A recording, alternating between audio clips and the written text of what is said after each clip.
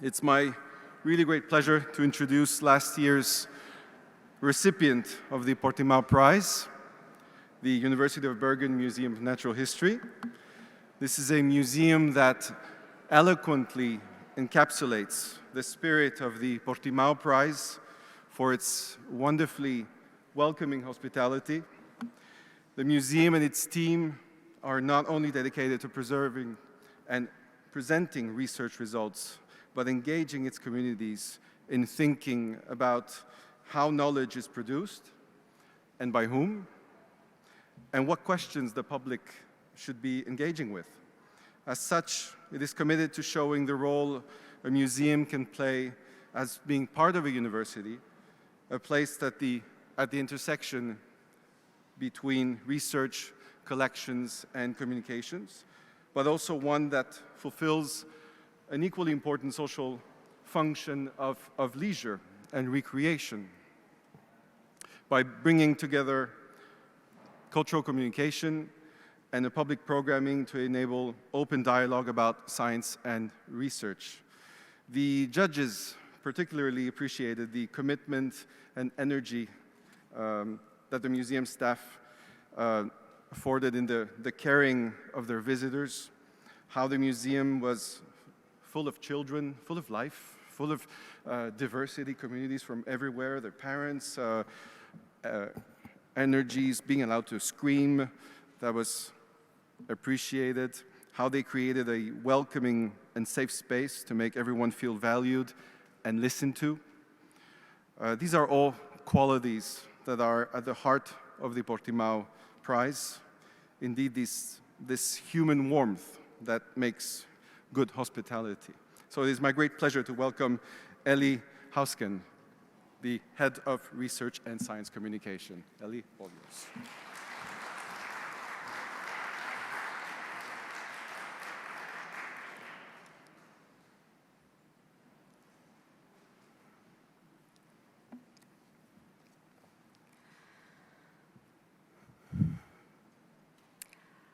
Have you ever been asked to say some words, and then you give them a title that's...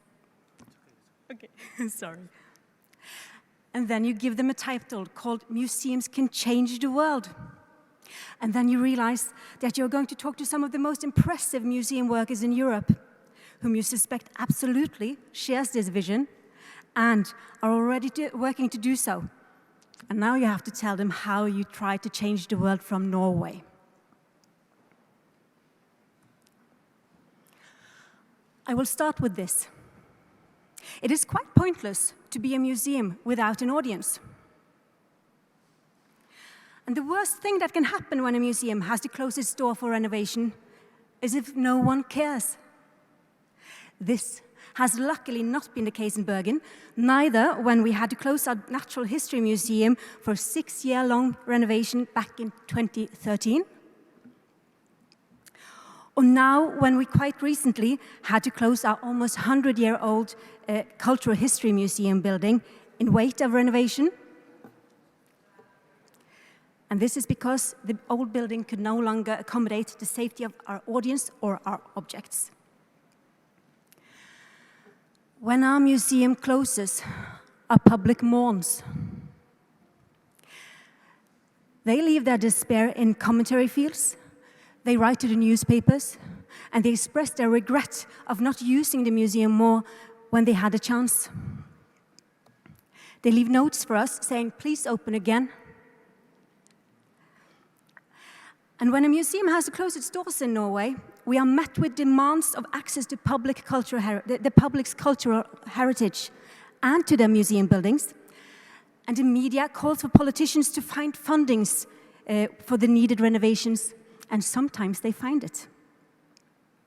Because we see that museums, they mean something to the public. It is a part of their lives from childhood through schools, as adults and as elderly.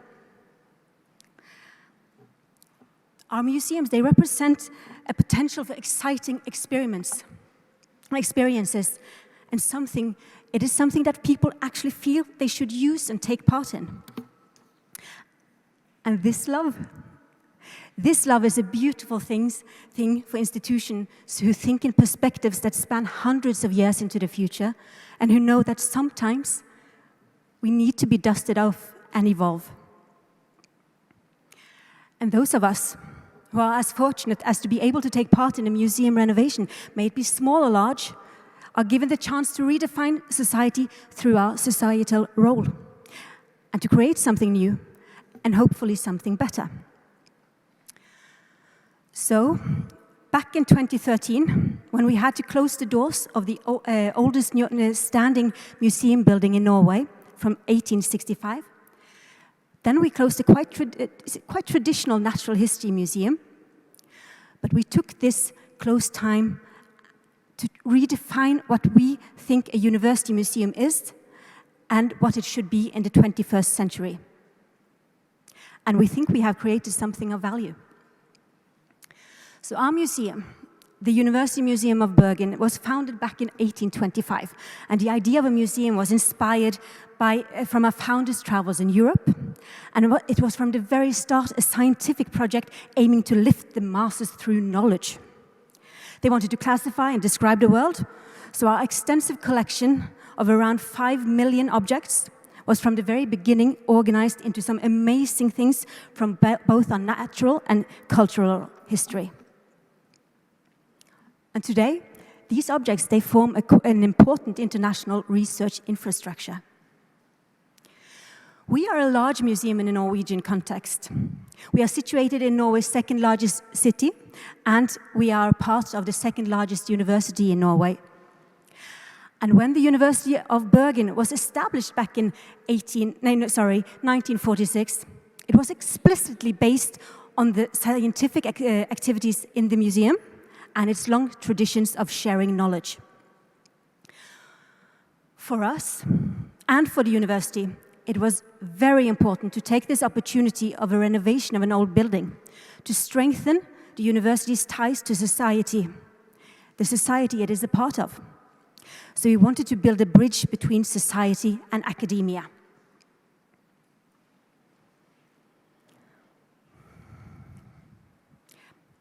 This may sound strange, but one of the changes that we made to our dissemination, or I should say research and science communication, is that we don't care as much about facts as we used to do. And I would imagine that this sounds awful to some of you, and also to some of our colleagues, but let me try to explain what we mean. Our museum's dissemination goals, they started to change from the telling of facts to teachings of different scientific methods around 2006. We stopped giving guided tours where we were just pointing to objects in exhibitions or telling stories when school children visited us. Instead, we gave them educational programs that focused on how the knowledge and facts from different fields are created. When they visit us, they enter as researchers. They work with our objects, different sources and research methods from so many different fields.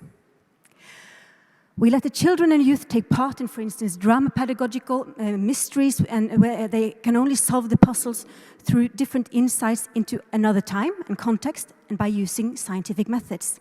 They need to collaborate, and they need to gather knowledge. We want to encourage their curiosity and inspire them to see that they are actually creating knowledge, just like researchers. We encourage students to be critical and to ask questions, and we see that this works. When we have created a good learning experience for them, the children who visit us, they have stars in their eyes, and they want to come back, and they want to be researchers when they grow up. This is a very healthy and effective form of recruitment to science.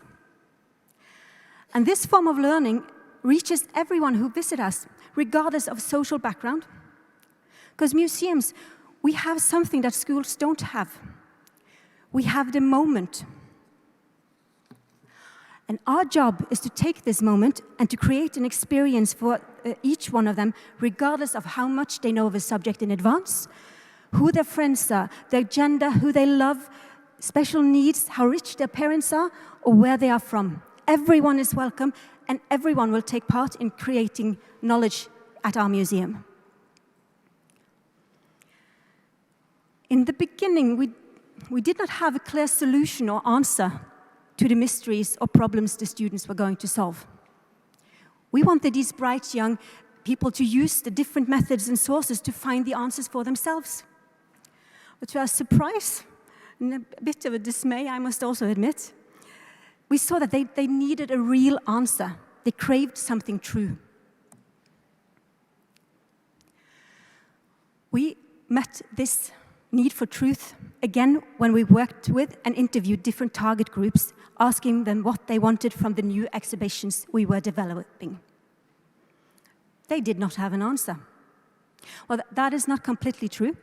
They wanted this museum to stay just the same as it has when they visited it when they were children together with their parents or grandparents. But our audience didn't know what they could expect, what they could get from a university museum. But they wanted the truth. They wanted facts. They talked about museums as the place where they could trust in what they saw, in what they learned, and a place where the correct answers lived. And a clear answer was something we as a university museum were not that willing to give them. And that was when we truly realized that we are an educational institution. We realized what our role in society must be, and that we have something to give. Museums have often been given or assumed the role of objective and neutral tellers of the truth. Of course, in recent years, this role has been criticized and questioned. But without a critical perspective, the public can be led to believe that museums tell history as it is, and not as pieces of a story that has been deliberately selected and curated according to given norms and values.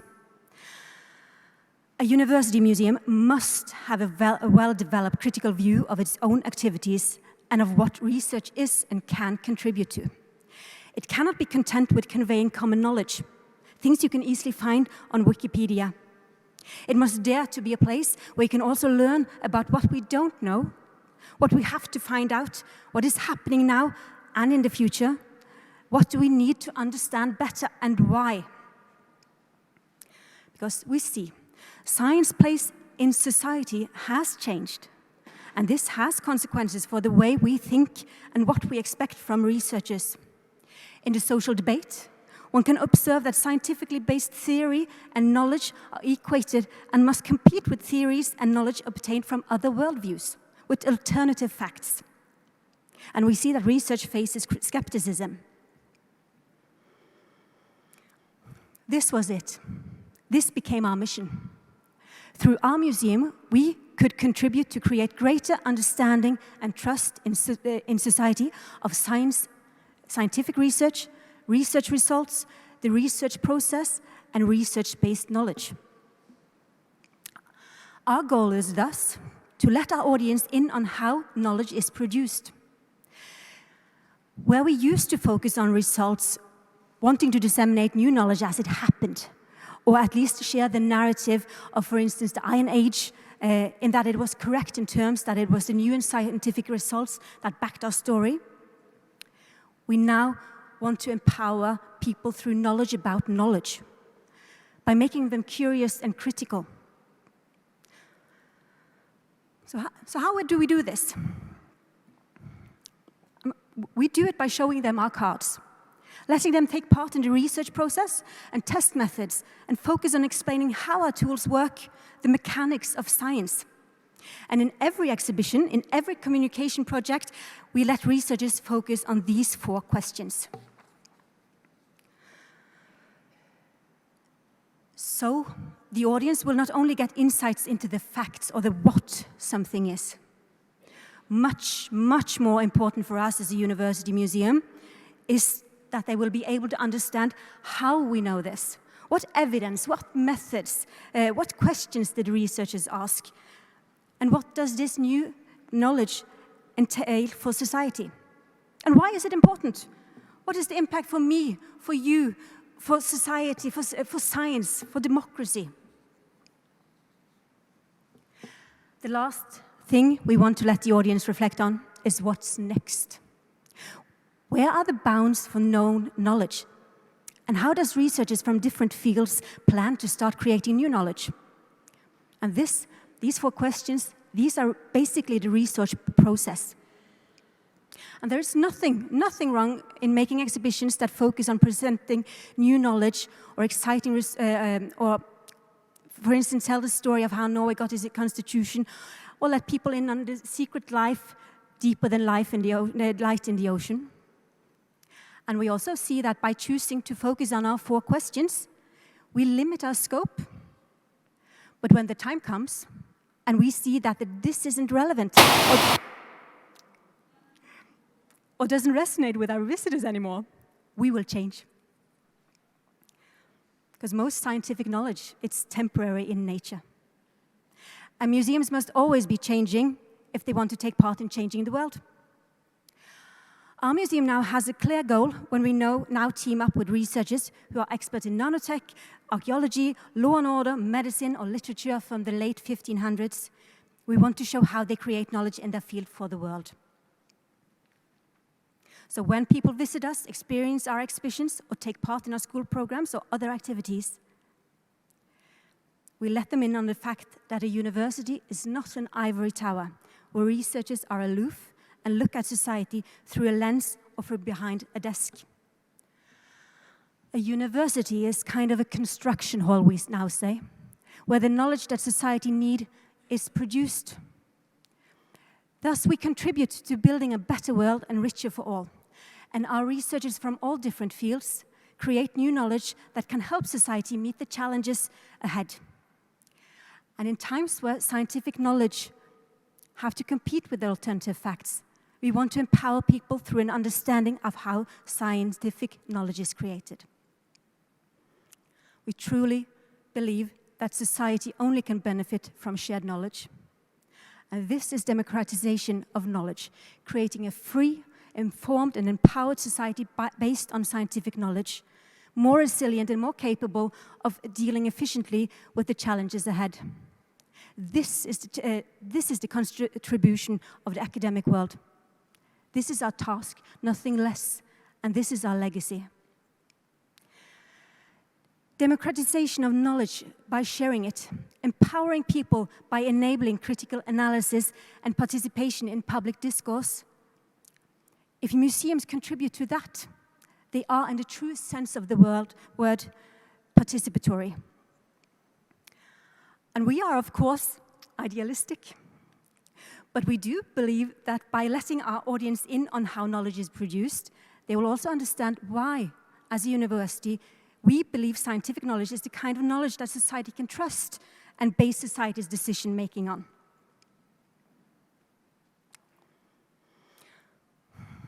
As a university museum, we must also dare to suggest connections that are not established truths and that can be uncomfortable.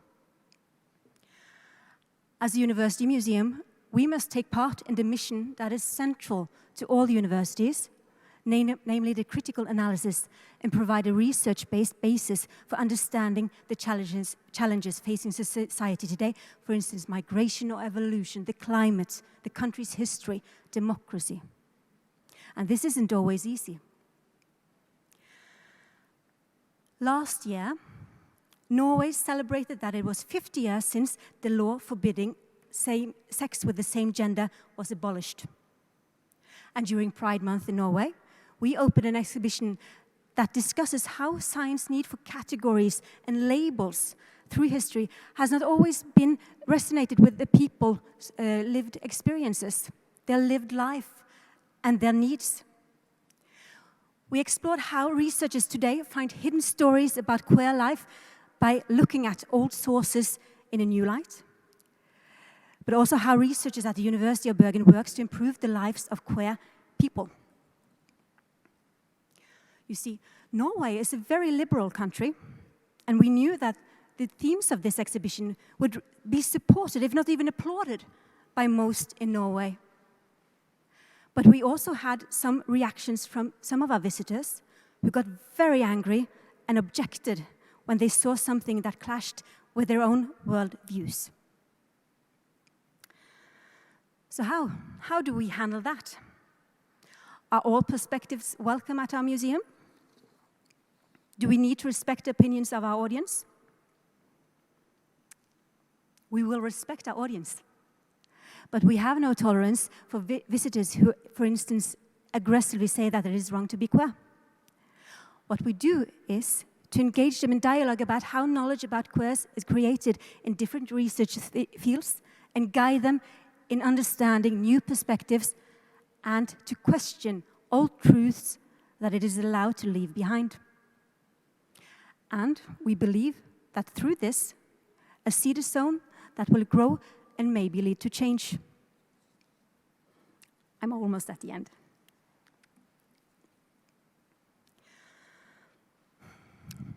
Although we really, really want people to come to us to learn to ask questions and see the mechanics of knowledge, we know that what they really want when they go to a museum is a good experience. They want a break from everyday life. They want to be transported to something else. It needs to be beautiful and entertaining.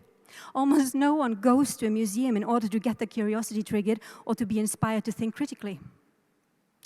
Museums are a place for the good experiences, for recreation and socializing.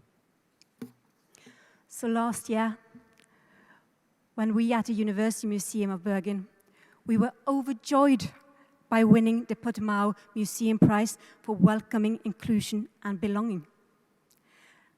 It's such an honor to receive a prize that celebrates the way the audience experience a museum. This means so much to us, and it is also something, it is a responsibility we will honor and bring with us into the future. And it seems to be working. People enjoy our museum.